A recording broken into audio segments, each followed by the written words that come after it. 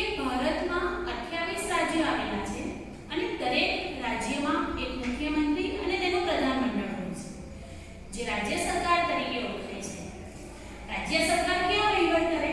તો રાજ્યમાં. અને સરકારનું કાર્યક્ષેત્ર શું હોય? તો દરેક રાજ્ય સરકાર એ પોતાના રાજ્યમાં વહીવટ કરે છે. પોતાના રાજ્યમાં વહીવટ કરે છે તો અલગ અલગ રાજ્યો સાથે મળીને અને કેન્દ્ર સરકારને સાથે રાખીને સરકાર પોતાનો વહીવટ કરે છે, જેને સમવાયતંત્રી શાસન વ્યવસ્થા કહેવાય.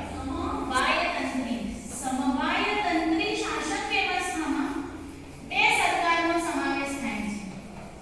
કઈ તો સમવાયતંત્રી એટલે રાજ્ય સરકાર વત્તા કેન્દ્ર સરકાર.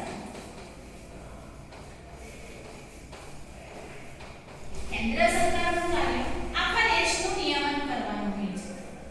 એ જ પ્રમાણે રાજ્ય સરકાર પોતાના રાજ્ય પૂરતો વહીવટ કરે છે. તો રાજ્ય સરકાર અને કેન્દ્ર સરકાર બંને ભેગા મળીને દેશનું સમગ્ર વહીવટ અને સંચાલન ચલાવે છે. રાજ્ય સરકાર અને કેન્દ્ર સરકારના કાર્યોની વહેંચણી અલગ અલગ વિષયો પર કરવામાં આવી છે. જેમ રાજ્ય સરકાર એ પોતાના રાજ્યના શિક્ષણનું સરકાર નિયમન કરે છે, આરોગ્યનું નિયમન કરે છે.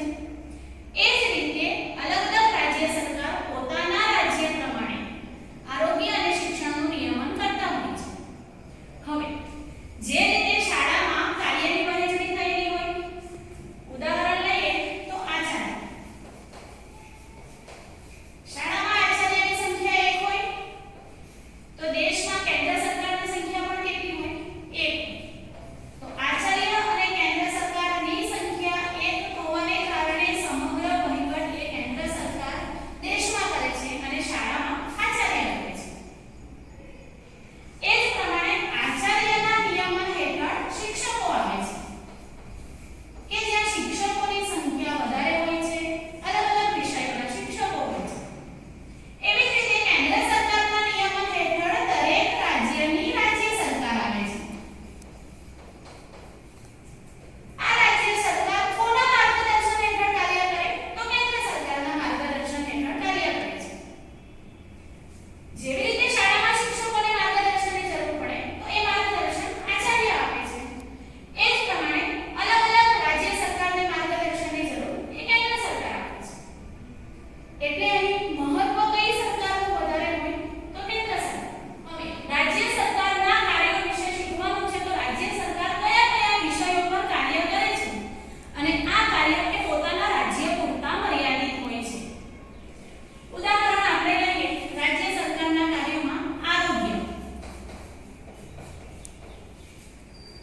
આરોગ્ય એટલે પોતાના રાજ્યમાં આરોગ્ય, દવા અને અલગ અલગ રોગોને લગતી સુવિધાઓ પૂરી પાડવી. એક ઉદાહરણ લઈએ તો આ વર્ષે ગુજરાતમાં વરસાદનું પ્રમાણ વધારે હતું. વરસાદ વધારે હોવાને કારણે પાણીનો ભરાવો વધારે થાય, ગંદકી વધારે ફેલાય, પૂર અને રેલ જેવી પરિસ્થિતિ હોય ત્યારે રોગચાળો વધારે ફેલાય.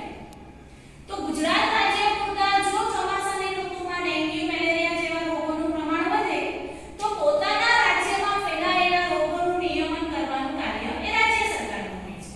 રાજસ્થાન જેવા પ્રદેશોમાં વરસાદ ઓછો પડે તો એવા પ્રદેશોમાં મેલેરિયા, ડેન્ગ્યુનું પ્રમાણ ઓછું હોય. એટલે દરેક રાજ્યની ભૌગોલિક પરિસ્થિતિ, વાતાવરણની અસર અલગ અલગ હોય છે. એટલે દરેક રાજ્યમાં વાતાવરણની અસરને આધારે આરોગ્ય પર લગતા નિયમન, આરોગ્યને લગતા વિષયો, આરોગ્યને લગતી દવાઓ, અન્ય ટેકનોલોજીની મદદથી સુવિધાઓ પૂરી પાડવી વગેરેનું નિયમન રાજ્ય સરકાર દ્વારા થાય છે. ત્યાર પછી આગળ છે સ્થાનિક સ્વરાજ્યની સંસ્થાઓ. આપણે આગળના લેક્ચરમાં સ્થાનિક સ્વરાજ્યની સંસ્થા કોને કહેવાય? સ્થાનિક સ્વરાજ્યની સંસ્થાઓ